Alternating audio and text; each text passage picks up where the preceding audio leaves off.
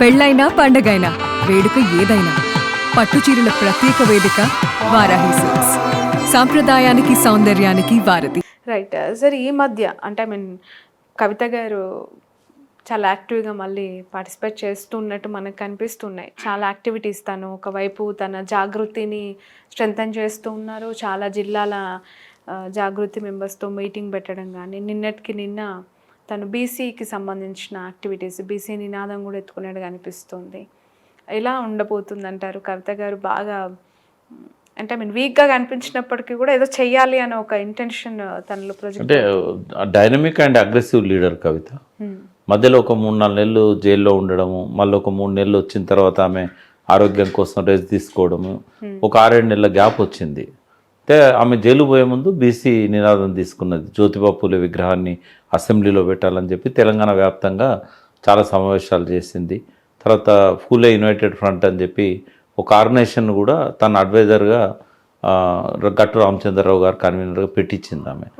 అయితే ఒక plus point ఏంది బీసీలలో అంటే, ఇప్పుడు మళ్ళీ జైల్లోంచి వచ్చినాక బీసీ నినాదం తీసుకుంది. ఏంటంటే ఇప్పుడు ఎన్నికలు వస్తున్నాయి కదా, లోకల్ బాడీస్ ఎన్నికల్లో రిజర్వేషన్ పెంచాలి. కామారెడ్డి డిక్లరేషన్లో రాహుల్ గాంధీ రేవంత్ రెడ్డి చెప్పింది ఏంటంటే, మేము 42% మళ్ళీ లోకల్ బాడీస్లో రిజర్వేషన్ ఇస్తామన్నారు బీసీలకు. సరే 42 ఇస్తారా, లేకుంటే ఇప్పుడున్న 23 కంటే పెంచాలనేది. అయితే ఈ నినాదాన్ని ఆమె తీసుకున్నది. ఇంకో 1 month 2 monthsలో లోకల్ బాడీస్ ఎన్నికలు వస్తున్నాయి కాబట్టి ఇది బీసీలకు ఉపయోగపడే నినాదం. ఆమెది ఒక పవర్ఫుల్ వాయిస్. ఆమె బీసీ కాకపోవచ్చు వ్యక్తిగతంగా, కానీ ఒక పవర్ఫుల్ వాయిస్. నేను కూడా అసోసియేట్ అయినందుకు నా మీద కూడా విమర్శలు వచ్చాయి. మన బీసీలకు నాయకత్వం లేదా, మన ఓన్గా మనం చేసుకోలేమా, ఆమె ఒక అప్పర్ క్యాస్ట్, ఆమె దగ్గర పోయి మనం ఎందుకు పని చేయాలి అంటే, నేను సూర్యుని చూపెడితే ఏళ్ళను చూడొద్దు. ఇష్యూ అనేది ఉందా లేదా ఒక పాయింట్. ఆ ఇష్యూ కోసము కలిసి వచ్చే గొంతులు ఏవైనా కూడా మనం ఉపయోగించుకోవాలి. ఏ పార్టీ వచ్చినా, ఏ వ్యక్తి వచ్చినా, వీళ్ళు బీసీయా, వీళ్ళు వెల్మనా, వీళ్ళు కమ్మనా, వీళ్ళు కాప అక్కర్లేదు. మనకు ఉపయోగపడుతున్నది కదా. రెండవది, నేను ఒక బీసీగా నా కులాన్ని నేను ఐక్యం చేయడానికే నాకు 3-4 ఏళ్ళు పట్టింది.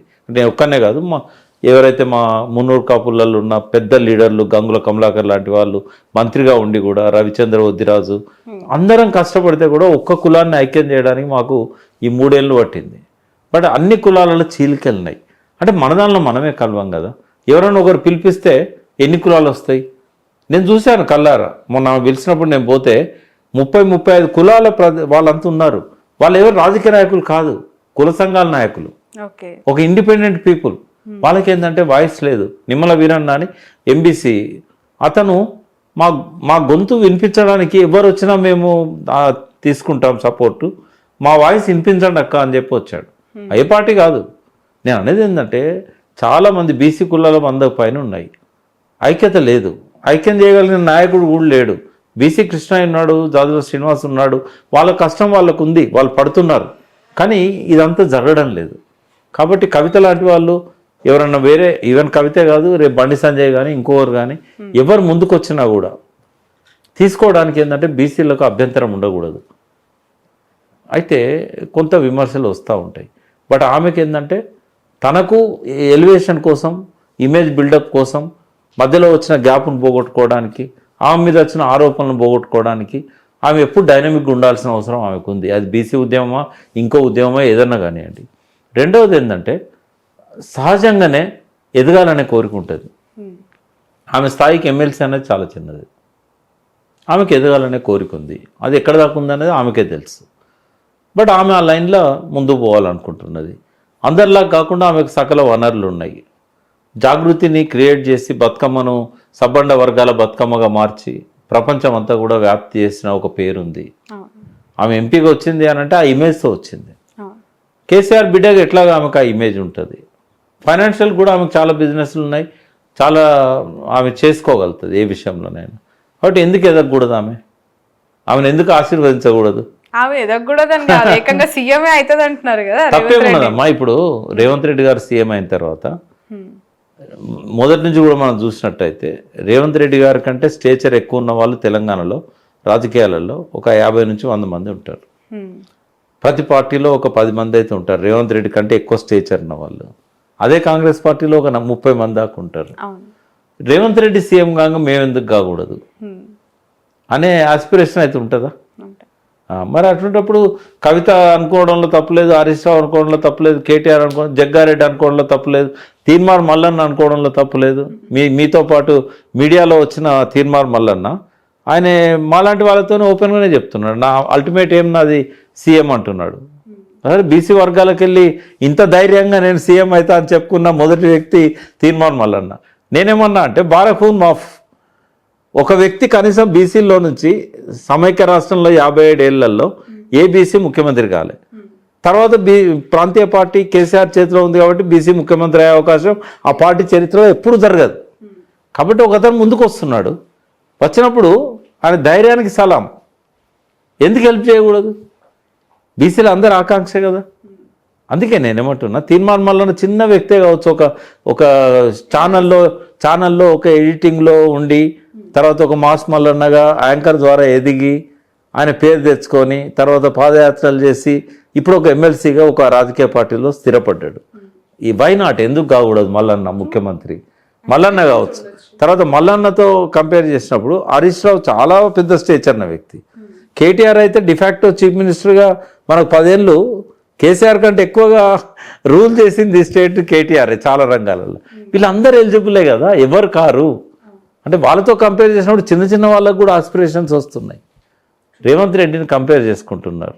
రేవంత్ రెడ్డి ఒక కొత్త ఆశను 100 మంది రాజకీయ నాయకులలో కల్పించాడు. కానీ రేవంత్ రెడ్డికి ఉన్న క్వాలిటీ మిగతా వాళ్ళకి లేనిది ఏంటంటే సబ్కాన్షియస్ మైండ్ సపోర్ట్. ప్రకృతి శక్తులన్నీ కూడా తనకు అనుకూలంగా రావాలనుకున్నప్పుడు ఈ సబ్కాన్షియస్ మైండ్ పవర్ కావాలి. అది కేసీఆర్కి ఉంది, రేవంత్ రెడ్డికి ఉంది. మూడో రాజకీయ నాయకుడు నాకు కనబడలే. యా, సో ఫైనల్లీ ప్రజా విజయోత్సవాలు తెలంగాణలో ఎలా జరుగుతున్నాయి, స్పందన ఎట్లా ఉందంటారు? అంటే 1 year పూర్తయింది కాబట్టి ప్రజా విజయోత్సవాలు చేసుకోవాలనే సంకల్పం మంచిదే. బట్ విజయాలుగా చెప్పుకోగలిగినవి ఎక్కువ లేవు. అంటే నేను ఒక వారం రోజుల క్రితం అనుకున్నా, రేవంత్ రెడ్డి 1 year పాలన పూర్తయింది కాబట్టి అభినందించాలి కదా. అభినందించడానికి ఏం చెప్పాలంటే ఏం కనబడట్లేదు. ఏవో కొన్ని ఆ పేర్లు, చాకలాయలమ్మ పేరు కావచ్చు, ఇంకో పేరు ఏదో పెట్టాడు. ఇట్లాంటి కొన్ని పేర్లు తప్ప అసలు నాకు ఆ తెలుగు యూనివర్సిటీ కూడా ఒక పేరు ఏదో పెట్టాడు. ఇవి తప్ప నాకు అసలు ఏం కనబడతలేవు. అసలు ఆ పేర్లు మార్చడం కూడా నాకు టీజీ టీఎస్ అది ఇష్టం లేదు. తెలంగాణ తల్లిది కూడా నాకు ఇష్టం లేదు. జయ జయ తెలంగాణ కూడా ఇష్టం లేదు వాస్తవంగా. కాకపోతే అప్రిషియేట్ చేయాల్సిన మొదటిది ఏంటంటే అధికార గీతంగా అందశ్రీ పాఠం చేయడం అనేది అది కేసీఆర్ చేయలేకపోయాడు, రేవంత్ రెడ్డి చేశాడు. అంటే ఇట్లా కొన్ని మాత్రమే కనబడ్డాయి. విజయోత్సవాలుగా ప్రభుత్వం చేసుకోవాలన్నా కూడా వీటిని బయటికి తీయాలి. ఏమేమి మంచి పనులు చేసినామో తీసి ఒక బుక్లెట్ లాగా వేసి దాన్ని లక్షల సంఖ్యలో సర్క్యులేట్ చేయాలి. మీడియా ముందుకు వచ్చి వాళ్ళ స్పోక్స్ పర్సన్ చెప్పాలి, ఇవి మా విజయాలు. తక్కువనే ఉండొచ్చు, అవి ఉన్నాయని చెప్పాలి కదా. ఇప్పుడు నేను ఇవాళ పెండింగ్ ప్రాజెక్ట్స్ ఏమేం చేసిండని తెలుసుకోవడానికి మీ దగ్గరికి వచ్చే ముందు 4-5 డిపార్ట్మెంట్ వాళ్ళకు ఫోన్లు చేస్తే కానీ నాకు ఇన్ఫర్మేషన్ రాలే. అందరూ అన్నది ఒక్కటే, పెట్టుబడి అయితే లేదు, ఏ ప్రాజెక్టుల మీద కూడా డబ్బులు పెట్టలేదు, ఒక్క ఎకరానికి అదనంగా నీళ్ళు రాలేదు. బట్ ఒక తపన ఉంది ముఖ్యమంత్రిలో ఏదైనా చేయాలనేది. అది విజయోత్సవం ఎట్లయితుంది ఏం చేయలేనప్పుడు? ఇంకోటి ఏంటంటే తన ఖాతాలో వేసుకున్నాడు కొన్ని. ఉదాహరణకు కేసీఆర్ గారు ఇచ్చిన నోటిఫికేషన్స్ అన్నీ ఆయన అధికారంలోకి వచ్చే నాటికి దాదాపుగా ఉద్యోగాలు ఇవ్వగలిగే స్థాయికి వచ్చినాయి. 53,000 ఉద్యోగాలు, అందులో 40,000 ఉద్యోగాలకు నోటిఫికేషన్లు, తర్వాత అన్ని ప్రాసెస్ అంతా టీఆర్ఎస్ పాలననే జరిగింది. నిజాయితీగా చెప్పాలి, నేను వచ్చినాక ఇచ్చిన నోటిఫికేషన్లలో 13,000 మందిని నేను రిక్రూట్ చేశాను. అంతకుముందు నోటిఫికేషన్స్ను వెంటనే పూర్తి చేశాను. అట్లా చెప్పుకుంటే బెటర్. 53,000 చర్చకు రండి. మోడీ గారు, కేసీఆర్ గారు భారతదేశంలో ఏ రాష్ట్రంలోనైనా ఏ కాలంలోనైనా 1 yearలో 54,000 ఇచ్చిన ఉన్నాయా అంటే గవర్నమెంట్ అనేది ఒక కంటిన్యూస్ ప్రాసెస్.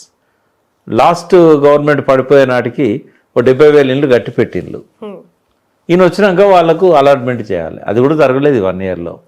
అయితే ఇట్లాంటివన్నీ కూడా చెప్పుకోవడానికి అవకాశం అయితే ఉంది కదా ఆయనకు. మరి అవి కూడా చెప్పుకోవట్లేదు వాళ్ళు. ఆయనే అంటున్నాడు, మా బట్టి గారు అంటున్నారు మనం చేసినవి కూడా చెప్పుకుంటలేము అని. మరి ఇప్పుడు విజయోత్సవాలలో చెప్పుకోండి ఎవరొద్దన్నారు?